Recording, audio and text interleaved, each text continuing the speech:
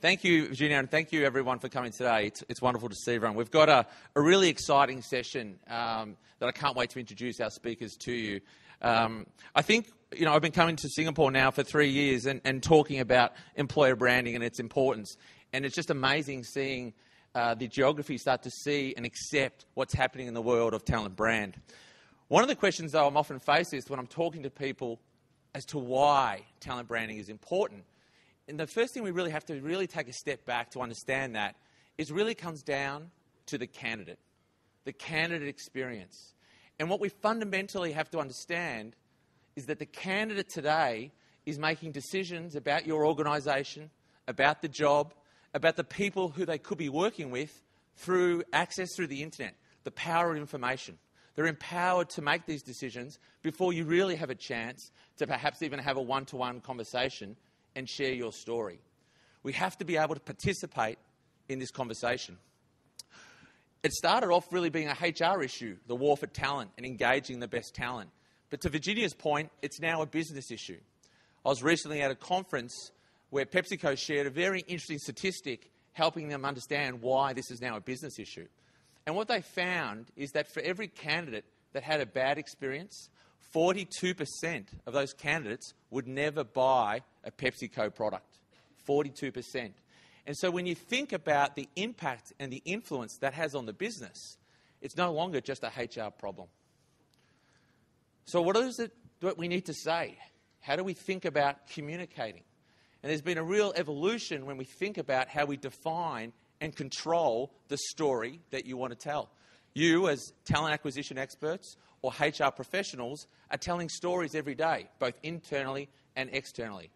And at the heart of that is how you define your employment value proposition, how you articulate and creatively present your employer brand, and more recently, how do you influence what people are saying and thinking about your brand? And that really is at the heart of the talent brand. And today, we have 3 really exciting presenters who can share the different journey that they are on trying to control and influence their talent brand. Talent acquisition is going through a fundamental shift. Hari used the word, there's a lot of disruption because of technology. But at the heart and at the end of the day, business is built by great people and how they think and how they align to achieve those business objectives. And what you're seeing mapped out here is a real shift, a fundamental shift of how people are moving away from a reactive state of recruitment to a proactive state of recruitment, where they engage the talent that aligns to their business goals. And today, we have 3 presenters who are going to share their story, because we're all at different phases of this journey. And with that, I would like to introduce the first presenter of our day, YC Lau from IIDA. Please give him applause.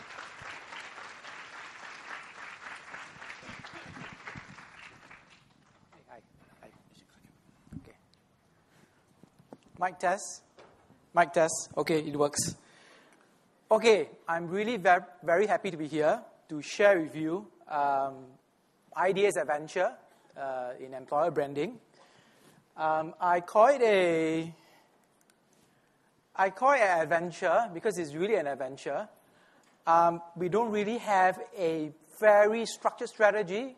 It's a lot of trial and error and really, doing what works. But before that, let me share with you a bit about IIDA. We were formed about 10 over years ago with the merger of NCB and the Telecommunication Authority of Singapore. And NCB was the one that really kickstarted the IT industry in Singapore many, many years ago.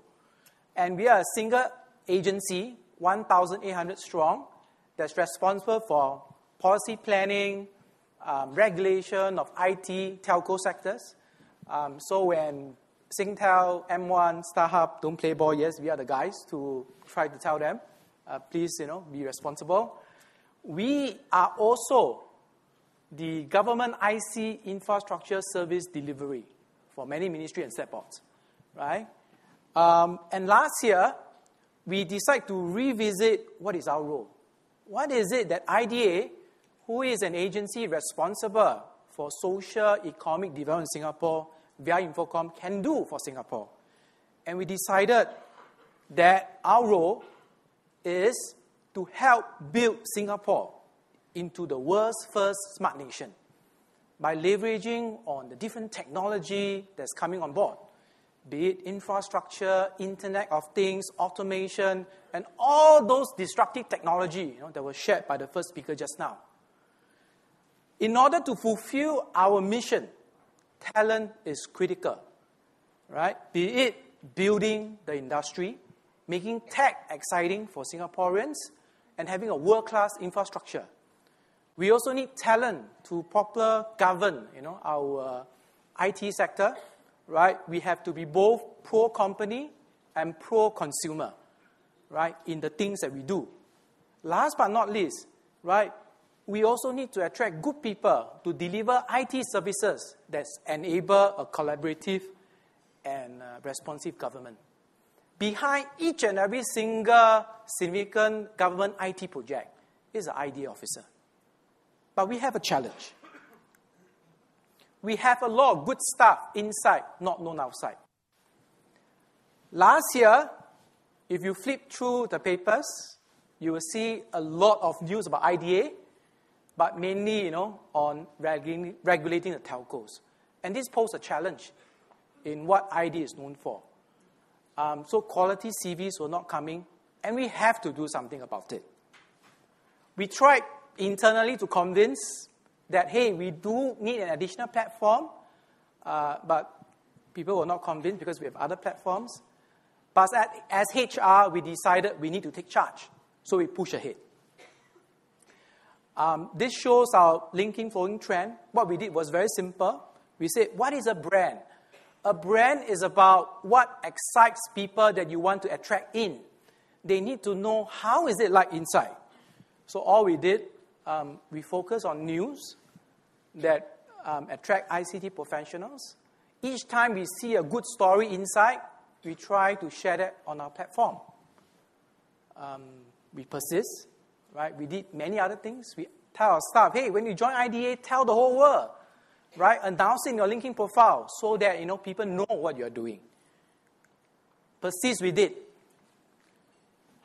Previously, I showed you the slide, right? About 5,000 followers. Guess what? We are 50,000 followers now. Very impressive, right? And it complements other platforms that we have. We actually went ahead. I was surprised myself. And we have a global following. And we begin to see that because people were attracted by all the exciting things that we're doing, we have a lot of quality candidates through our direct sourcing. Right? When we send an email, the response rate was very high. And as we begin to build this, marketing and Align became interested. They say, hey, we want to partner with you to see how we can leverage on what you have done. Well, this is my last slide. Talent matters, just do it. The end goal is like the sun, right? Talent management, you want to hit there. But the journey is like sailing. You can't control the waves, you can't control the winds, but you can adjust yourself. So, for all of you down here, I think that would be my key message. If we really feel that talent can help the business, just do it. Okay.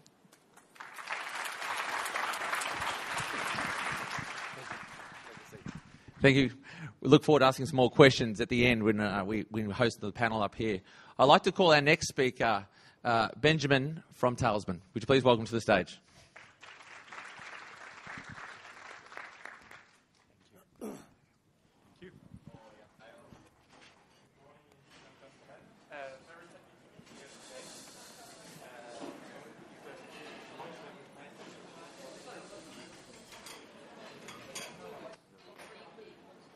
Can you hear me? Is that okay? Yeah? Okay, much better. So what I'm going to do today is the presentation is not really about employer branding because we are not there at that stage at Talisman. And I'm referring to your slide. We are at the first step. We're going to talk about employee value proposition. And what I want to share with you today is a journey of discovery and a very unexpected employee value proposition development. So Talisman Energy is a Canadian oil and gas company. It's an upstream company, and it's I would say it's not really known on the market. So our project started in September 2013. The company was going through a transformation phase. Basically, it used to be very centralized in Calgary, and the company was transferring the responsibilities to the regions. At the same time, the business was growing, and some of the countries were going through a leadership crisis. So the executive vice president came to us with one main question: how can we attract, hire, and retain the best talent in the region? So the first stage was the research, and I believe this is where companies should spend a maximum of time, energy, and money. It's really crucial to get your employee value proposition done. So we've been partnering with a small company based in Hong Kong, E3 Reloaded, and we've been doing some research across all our countries in Asia Pacific for 3 months, engaging with more than 250 employees. So it's basically between 20 and 25% of our workforce in the region. And the point was, we didn't do any survey. We wanted to do face-to-face interviews and workshops, because we wanted to get a real feedback from our employees. The second stage actually came as a shock. And the feedback we got from the research, if you look at the keywords, it was basically rumors, a company with no vision, no strategy. People were lost. Some of them were ready to exit the company. And we even had some of our people saying that the values were a joke because the leaders were not living those values on a daily basis. So really a kind of crisis. So the recommendation we made to our leadership team was, don't go external before you fix internal issues. And as you can imagine, we had some very hard time discussing that with the leadership team, because mainly it was focusing on leadership. So stage 3 is the change, and this is where we are at the moment. And our objective is very simple. We want to rediscover who we are, and we want to bring our identity to life. And for that, we are working on 3 main priorities. The first priority is linked to the vision and the strategy. So we are partnering with our leaders to define, clarify, and better communicate the vision and the strategy. And there's one key point behind that. I believe if your employees don't know what your company stands for, they're going to leave the company. The second priority is linked to leadership. And what we want to do is raise the bar of leadership. We want our leaders to be great leaders, because I think we have to keep in mind that when an employee is resigning, is leaving a company, is not leaving the company, is leaving a leadership team and sometimes a manager. The third priority is actually linked to HR. And what we are trying to do there is raise the bar in the HR department. And we want our HR managers to be real partners. What we are trying to do is simplify, sometimes kill some of the processes, and going back to some of the basics of talent management and career development. We are trying to bring a conversation back. We want HR to be sitting at the table of talent management. And even what we would like to do is HR to be setting the table. So that's going to take some time, but we are getting there. So what can we achieve with that? There's a very simple idea behind that. And it's an idea that is based on pride. What we want is our employees to be proud to work for the company, be proud to work for the Talisman family. And what we're saying is, once we will get them proud to work for the company, they will be engaged. And being engaged means they're going to do a great job for us, and they're going to spread the word on the market. So if they spread the work, we know how it works on the networks now. the key talent will spontaneously come to the company and apply for the company. The last part of this presentation is, I would say it's a kind of advice on what we've learned so far in this process. We started the project by trying to identify what failure could be. So it's a kind of post-mortem, but it's a very interesting process. So for us, failure in an employee proposition means not being authentic, because that means that your audience, internal and external, is going to be skeptical. We want, from the beginning, a good internal engagement from the leaders, the managers, and the employees.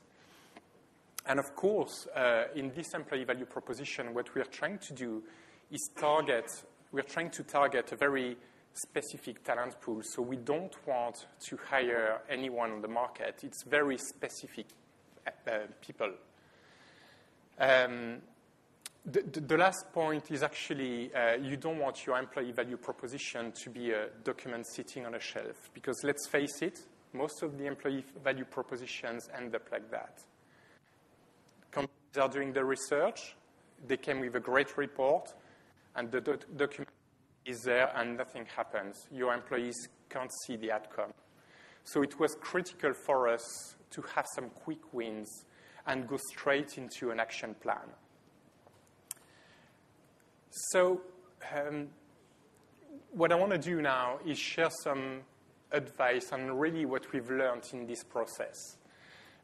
What I would say is, don't make it an HR project. An employee value proposition is a company project. So you have to make sure that you get a maximum of people involved into that. First, your leaders. They have to buy into the project, and then your employees. The other point is invest a maximum in the research phase. It's critical because your employees have a lot to share with you, and they can bring a lot of good advice about the way you should be branding your company. Also, involve as many of them as you can, because at the end of the day, your employees are your best ambassadors. So they can bring that brand to the market, and they will share the brand with their network. So I think that's the main important things. The last one is that clever marketing will never save you. It's very important to be authentic and honest. And I think you shouldn't be selling on the market who you want to be, but you should be selling who you really are. And last advice is be ready for change, because when you're starting an employee value proposition, you never know what you can discover, and it can be a very bumpy journey, actually. That's it. Thank you. Wonderful. Our final speaker before we go into the Q&A and discussion would like to call up Matt Kaiser from Ericsson. Well, got a couple of woos. Thanks, Tim. There you go. Appreciate it. Good morning, everyone. So I wanted to share with you what we call understanding and sharing life at Ericsson. And I say that what we do is not only understand life at Ericsson, but we also want to be able to share it. And that's our employer value proposition. What makes us unique? What makes us different? What is life at Ericsson like? So that's really what we wanted to do when we embarked on our employer brand journey, is to really understand it, and then also how do we get that message to the right audience. So just a quick snapshot of Ericsson so you understand who we are. These are just some key points. We're a world-leading provider of information communication technology, ICT. That last text message or phone call that you made probably went through some sort of Ericsson equipment. We've been around about 135 years. About 40% of the world's mobile traffic passes through our networks.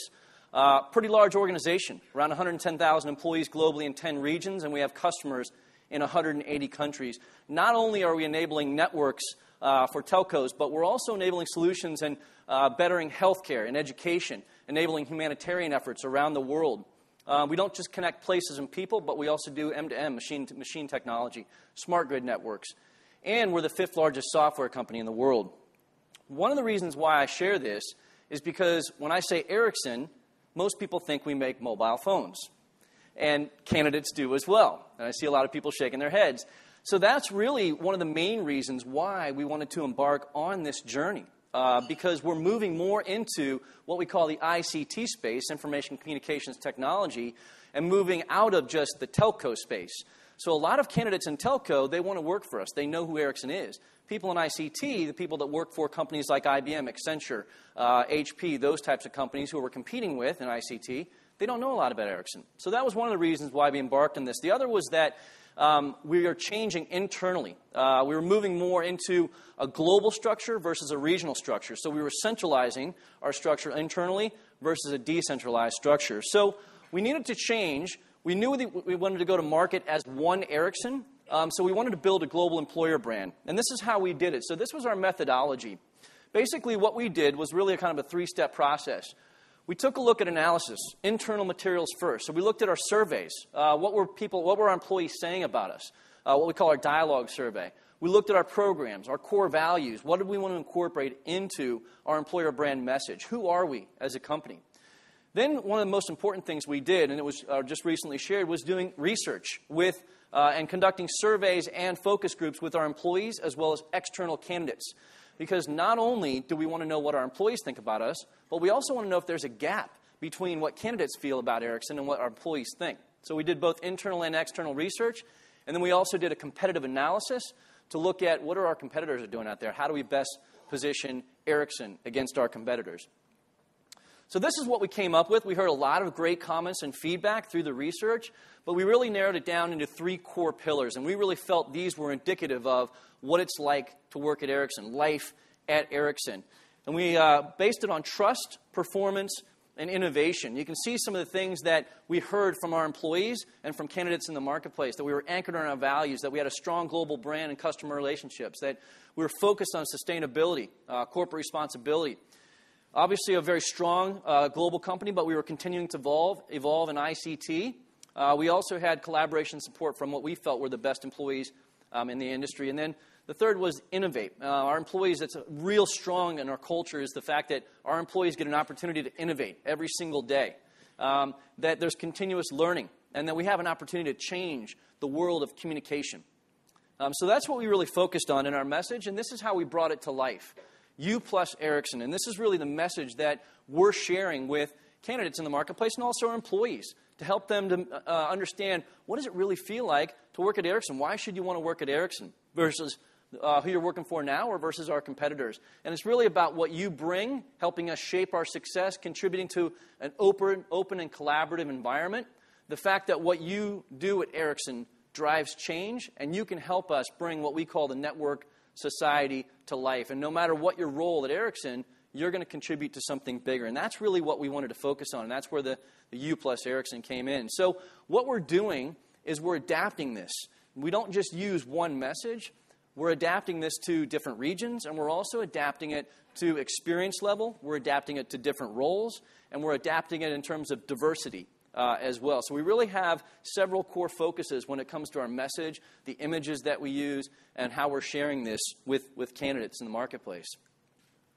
So not only did we want to build our message, but we also obviously wanted to create a communication plan. How do we get that message out to the right audience? And so what we did was we did a lot of research around this as well. So we looked at what we're doing as a company, what are our channels as a company, what are our competitors are doing. We did a competitive audit to find out how are they reaching candidates, what are they doing, how do we best position ourselves against our competitors. We went out and talked with every single region. What are your needs? What are your goals? What is it that you're doing in your region so that we can take that and share it with other regions as well from a best practice standpoint? And then we also talked with a number of global companies, both in our industry as well as outside of our industry, to capture what they're doing from a best practice standpoint. And I can't stress that enough. It's really important for us to understand what are other global companies doing, not so that we can copy them, but so that we understand how we're going to position Ericsson out there. What are the things that we want to do as a company? So we really broke it down into 3 channels. Employees, online and digital, offline and events. So with our employees, we're going to be engaging our employees. We're going to educate them on our employer value proposition, who we are as a company. We're going to create communication pieces for them, and we're going to engage them in our process. Employee referral programs, sharing information with their networks, being a brand ambassador and sharing information through their social networks. Online and digital, redesigning our career site, creating a talent community on our career site. So every candidate that comes into our career site joins our talent community so that we can keep in touch and communicate with them. We've also built a social media platform on all the various channels out there. And then we are creating a search platform as well through Google and companies like Indeed and Simply Hired as well. So we have a very strong online and digital platform. And then offline and events, of course, as well, because not everyone in every region is online. So a lot of times we have to adapt our channels to various countries that may not necessarily be on social media or may not necessarily be able to access our career site. So these are really the channels that we focused on from a communication perspective, and we're able to adapt that to the various countries around the world. So this was really our process, not only understanding life at Ericsson, but also sharing that life at Ericsson. So this is really just a quick snapshot of the results. We just really embarked on the journey last year, but we've already started to see the results and to see the success. And that's another thing, is making sure that you're measuring that success, that you set up KPIs and measurements for that success. So you can see we've won a number of awards just over the last couple of years. So we do both external KPIs, and we also look internally. What's our employee engagement like? Is that increasing? We're at 77%. Global norm 69, ICT norm is 67. So we're doing really, really well with that. Our attrition is at or around 5%. So we're doing really well with that as well. So making sure that you're measuring that as well. So just a few quick key takeaways. Ensuring that your employer brand strategy is business driven. Again, finding out what are the goals of the business and aligning that with the business. Conducting research, not only to understand your employer value proposition, but also how to best communicate that value proposition. Knowing your audience and tailoring your message to adapt to your channels. And then also measuring the results and continuing to evolve that platform as well. And that's really what we're planning to do now, is really make sure that we evolve that and take it to the next level. So that's everything I had to share with you today. I think we're going to do a Q&A. Thanks, Matt. We'll take a seat. Yep. You've got your water there. Thank you. That was wonderful. I think it's interesting. One of the earlier comments I made is that it's a journey, and every organisation is on a journey. And I think we almost have three examples of companies that are along that journey. The other thing that I mentioned at the start was the importance of the candidate. And I'm not sure if you're aware of this, but the sort of the drivers for each of you. YC, you mentioned that aligning to the business strategy, that was a key driver for talent. Benjamin, you highlighted that no one knew who Talisman was a key driver. And then Matt, the driver for yourself was that Ericsson was misunderstood in the market. And so it's interesting just hearing that the different drivers as to what undertakes you on this journey. Yin, I think that, first question for you, one of the things listening to your story and it being in a government department, you took quite an entrepreneurial approach to talent acquisition. Can you share with us, was there much resistance when you started to perhaps go down a different path? And how did you manage that resistance to undertake the strategy that you put in place? I think when we first started, we were trying to work in partnership to see how we can work together with other departments that were managing the other social media platforms. But because internally, the workload was high and so on, and they didn't want to spend energy on that. So what I decided was that if, let's say, they are not ready to partner, then we have to go ahead, right? Because if we believe in something, then we have to take it on our hands and do it ourselves as much as possible. So that's what we did. We are not experts in branding and marketing, but we do know what people are interested in. They are interested in positive stories. They are interested in things that touch their heart. So that's what we did.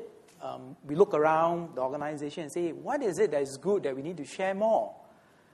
And we just publicize, we just share it, and we just get a lot of people interested in us. So that's basically our simple strategy. And that really worked very well. Because if you look at the followers on the platform, compared to the rest, it was significant. So that we were very happy about it. Yeah. What I like about that is that you're already telling a story, whether it be to the candidates who are interested in you. You're just starting to create that story in a way that resonates with people already internally. Yeah. The next phase, I think what Benjamin was able to do is then saying, how do we really think about what is that proposition? What is the consistency within which we are communicating that proposition? And that's really the driver when people get to the maturity of developing an EVP. Benjamin, you mentioned the driver when you were speaking. You sort of said leadership came to you sort of saying we need a better quality of talent. So I've got a question on that, and that is, how did you define that? Is something that I was interested to ask. Sorry, throwing that at you, but that was interesting. But then, how did you ultimately get the support of leadership when you sort of said, yeah, you want better quality, but it's actually going to be an investment cost to undertake this research project? How did you match that up? Well, I think it was really a business case. I mean, as I was saying,